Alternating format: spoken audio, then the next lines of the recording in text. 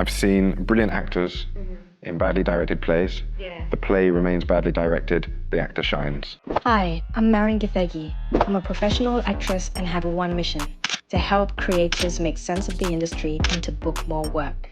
Today, I'm joined by the Olivier Award-winning director, Matthew Xia. What are the facts about your character that were facts about your character before the action of the play began?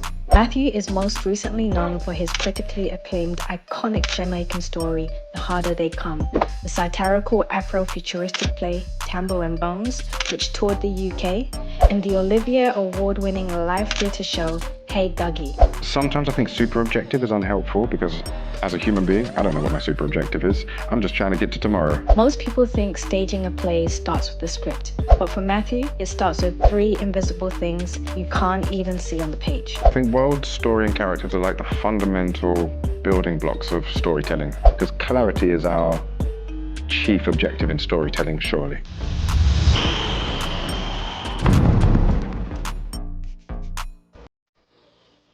Matthew, I've said a little bit about you, but could you let us know a little bit more about yourself? So I grew up in East London in a fairly impoverished environment, acted out quite a lot. And I think that was a kind of cry for attention at the time. I then discovered theatre, acting, being on stage. And I realized actually it was an alternative way of getting attention. At some point someone said, oh, you know your local theatre has a drama club, a youth theatre. And my local theatre was Theatre Royal Stratford East. So I wandered down and joined the young company and started acting, and I acted for maybe about 10 years. I started DJing and rapping as well, because Okay, this is all starting to make sense. it's all tying together, right? So I started rapping. I thought, I'm not a very good rapper. I was in a little rap crew. And I started making music. I started producing beats. It was all through Stratford East, really. So Clint Dyer, who's the Associate Artistic Director of the National, or an associate there now, got me an audition, one with Jude Law, one with Armando Iannucci. I did those. I got the job with Armando Iannucci. I did the acting, and I thought, I never want to do this again. Really? Yeah. After all that? Yeah. This is not Can I tell you what I really thought? Go on. I thought, this is boring. Really? Yeah. But I saw all this other stuff happening and I was like, that looks interesting. All of this writing, directing, the kind of behind the scenes stuff. And a guy called Ultz, U-L-T-Z, approached me. He was an associate of the theatre, and he said, Jay-Z has just sampled Annie's It's a Hard Knock Life. Do you think it's possible to sample a whole musical? And I said, yeah. Which I think most people should say to most things most of the time. Okay. If there's a creative opportunity on the other side of the answer. It's going to stretch you, it's going to test you. So I said yeah, and we did this version of The Boys from Syracuse, a Rodgers and Hart musical, and we called it The Boys, with as much hip-hop spelling as you can imagine. And it did really, really well. I mean, it was like hip-hop theatre before hip-hop theatre, you know, 10, 11, 12 years before Hamilton and stuff like that. And then Alt said to me, maybe a few years later, 4 or 5 years later, hey, I've got another idea. There's this play by a guy called Jean Genet. It's provocative, but he said, there's a weird onstage role for someone who's kind of directing the play on stage. I'd love you to do that with me. So I ended up co-directing this play with Orts, and it's the first time I ever directed. And I kind of loved it. And off the back of that, I got an agent. And that was it, I guess. That was the start of the directing career. And here we are, what, 15 years later or something like that. When we were having a conversation about what to talk about, you said before you even start staging anything, you need to understand the world, the story, and the characters. So why are these the 3 foundations of everything you do? I think world, story, and characters are like the fundamental building blocks of storytelling in any form. In the most basic sense, you need to know who, what, when, where, why. Right? Yeah, and the world is when, world is where, story is what and why, and character is who and why.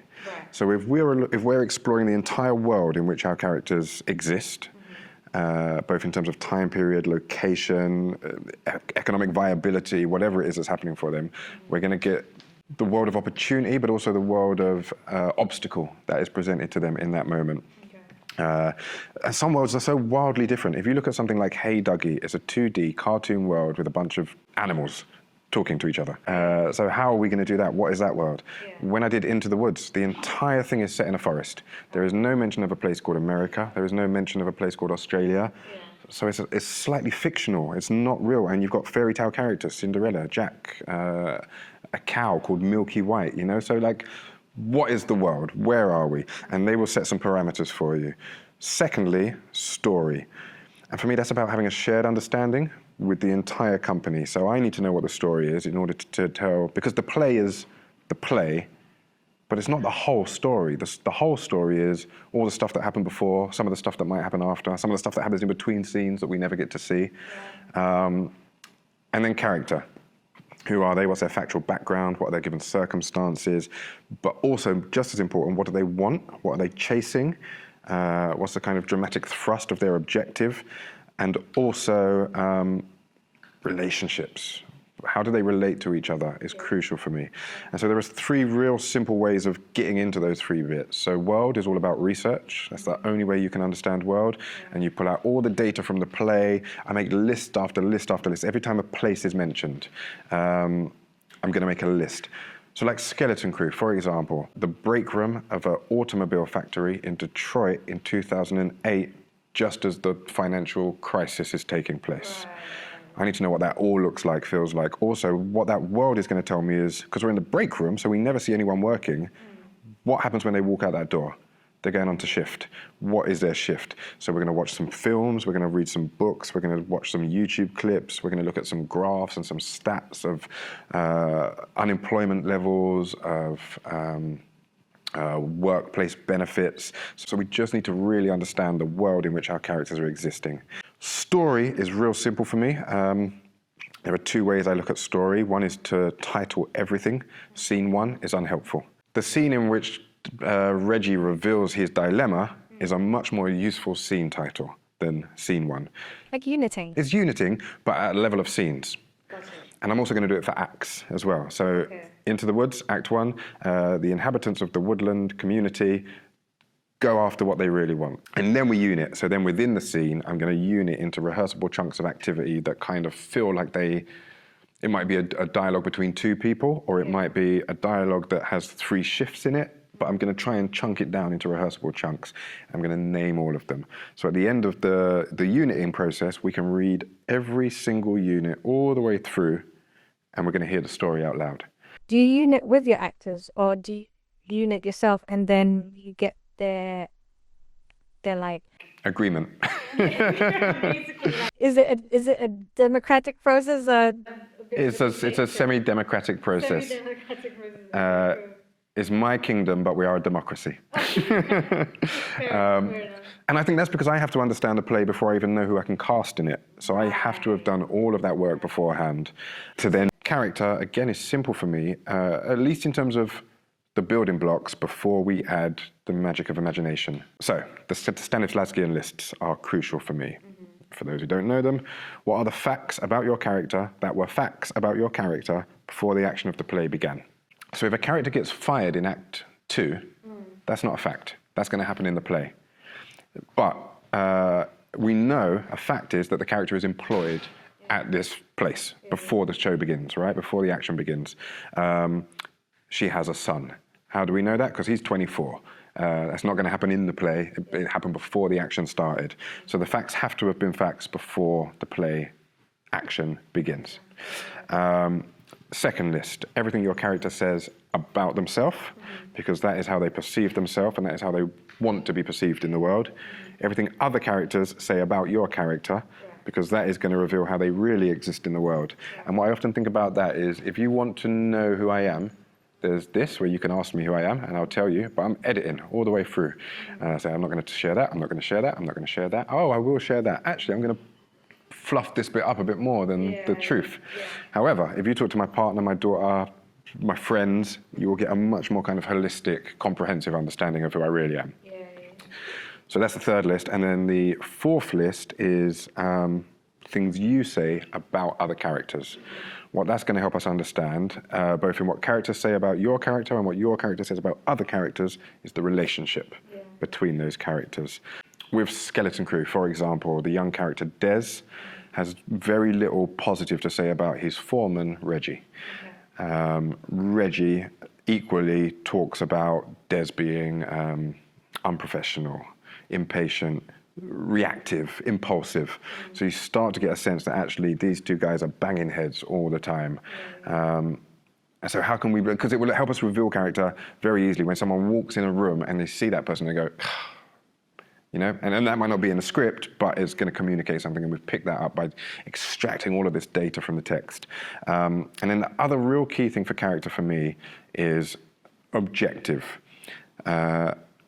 Sometimes I think super objective is unhelpful because as a human being, I don't know what my super objective is. I'm just trying to get to tomorrow. I always found that such a weird thing to try and figure out, because I'm sitting there, I'm like, the heck is this person's super? Yeah, so I think it's much easier to work out, what do I want right now? What do I want right now? And as right now changes to right now, what do I want now? So that's going to keep it alive, I think. So I'm much more interested in, by unit by unit by unit, every character at the very top of the unit, if they are in it, must have a simple, clear intention. And I'm again, simple, clear, performable, in a way that is visible. So the intention can't be, I want to work through the unresolved guilt of walking out of the house when I was 16 and not coming back. That's not playable. It's too long. It's too long. What's playable is, I want her to understand I'm sorry. I want forgiveness. Right? I want. I think that's the clearest way.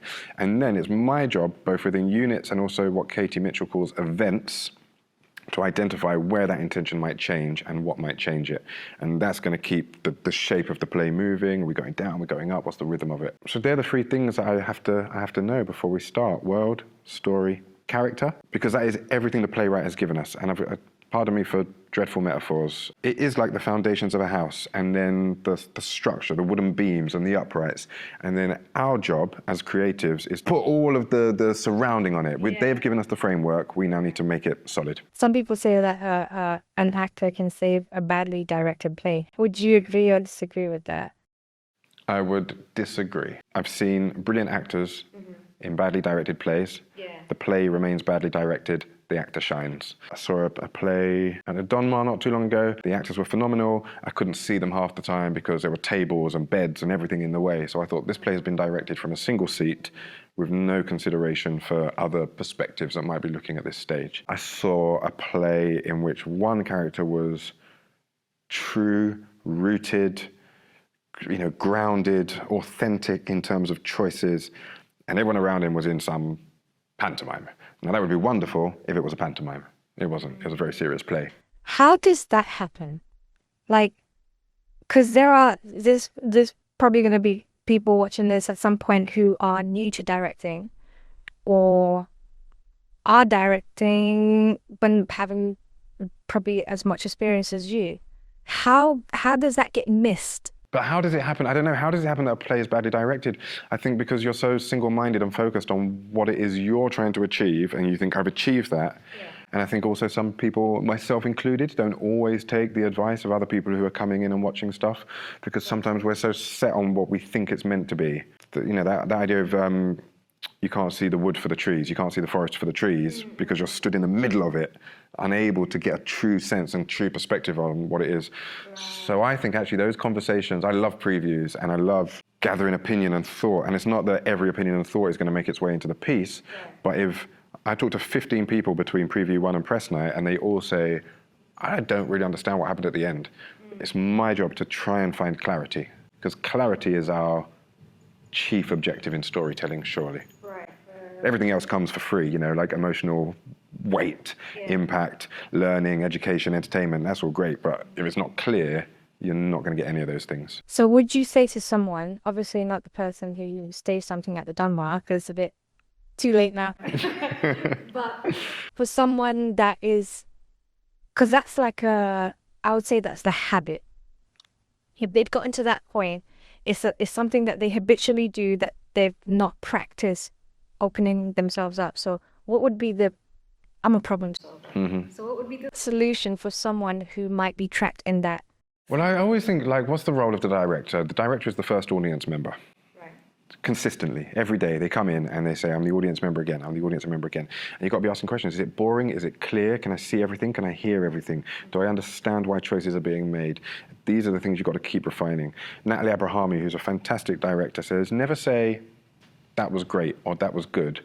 always say, that was so clear, so clear. Good and great, I mean, they're slightly arbitrary as terms, aren't they? They're subjective, whereas clear is not subjective. No, it's not. Could I see it? Could I understand it? Yes, I could. What needs changing, I often think? Is it the staging that needs changing? Is that adding to the confusion? Have we got the wrong intentions? Are the characters playing the wrong intentions? Are the actors playing the intentions at the right intensity? I often use actioning as well, but only ever as problem solving. So a kind of transitive verb on a line of text. I push you. Actioning is problem solving. Yeah, I cajole you. I say you're not, I'm sure you're meant to be cajoling him then, aren't you? Surely you're meant to be teasing him then, or whatever it is, or just on that line, and then you relieve him, then you console him. But only to problem solve, because I think actors are brilliant. And I think 90% of the time they're going to make the best possible choice in the moment. Because their job, whereas my job is to like be looking at the whole map, their job's to be looking after their own nations. So what would you say when you start with character on the page? Like, what's your first step in figuring out what's there and what still needs to be invented? So do the lists, certainly, because that's going to reveal the gaps. If I do the lists, the units, the intentions, I know who that character was before the play started and what's going to happen to them across the time that we spend with them in the play. What needs to be invented, ultimately, comes from actors. And I love it, and I think, wow, I would never have thought to do that, or I would never have imagined that spinning that line of text in that way would reveal so much about what's going on at home, or what's going on at work, or whatever it is. I think actors are phenomenal, every time I think actors are phenomenal. And I also think it's my job to give them as much fuel as they need, and direction, and by that I mean point them in the right direction of travel, and then let them go. I very rarely know how a scene is going to look, sound, or feel. You very rarely know. Yeah, I don't really know that. I might know, okay, Marianne, you enter from stage left. And then we're going to work out where you're going to go, when you're going to sit down, when you're going to stand up, what's going to propel you to do that, what's going to propel you to get all up in his face, what's going to propel you to get out of his face, what's going to propel you to apologize. And that, for me, is going to shape, I hate the word blocking, because it sounds like impeding. But that's going to help us stage the work. Because the intentions will tell us proximity, how close or far away do you want to be to a person. You know what? One thing I find really interesting that I don't know if every director can do very well is transitions. Transitions, I feel, can like make or break a play. Yeah. Because there's some transitions I'm like, well, I'm so busy thinking about why are they doing that. Yeah. That sometimes I miss the story. Yeah, I think transitions reveals just how good a director is, really, because you got nothing. You got no text, you got no instruction. You just got to get from scene 1 to scene 2. Right.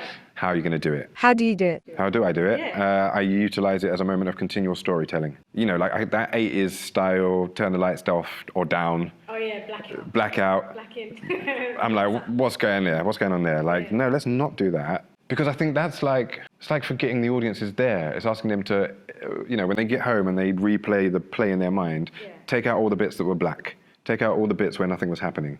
And actually, as we get from scene 1 to scene 2, there is an opportunity through the way people leave the stage, enter the stage, through the way the set is changed, to continue feeding the audience information. Give an example from maybe from Tambo Bones. Skeleton Crew is great because that's like 12 scenes in the first act.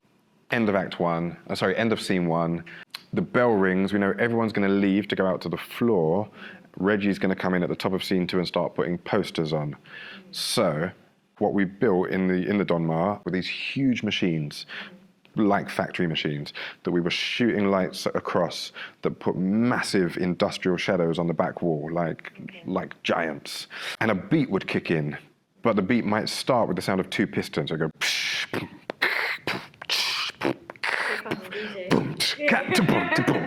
and then the beat drops in, right? And the music and the tonality of the music will tell us where we are emotionally in the characters' heads. So how can we be using the transitions to aid us in our storytelling? And don't move chairs slowly. I hate that. You feel the actors shaking. Yeah. And they're also thinking, why are we doing this? I often think. Like there's no, it suddenly becomes intentionless. I think. Tambo Bones is a good one. I'm sorry, I'm going to go back to that. Just because between Act 1 and Act 2, there is an almighty scene change that needs to take place. And it takes about 4 minutes, 5 minutes. And I don't want the audience to leave. So it's not a chance for an interval, because we've only been in the room for 36 minutes. And there's a direct correlation between Act 1 and Act 2, whereas Act 3 feels like there's a break. And so at the end of Act 1, which happens in a kind of Victorian minstrel world of fake painted backdrops and fake trees and fake grass, all very deliberately fake. When we come back, we're going to be at a hip-hop concert now, and it should feel like Kendrick Lamar. So at the end of the minstrel show, the curtain comes in with some banjo playing, and that curtain stays in for 3 of the 4 minutes. Oh. Then we hear the soundtrack of Tambo Bones escaping the minstrel show. And Dave Harris says in the stage directions it should sound like a Hollywood hood movie. Think Boys in the Hood, think Friday, think Menace to Society, all of those movies. Juice, Set It Off.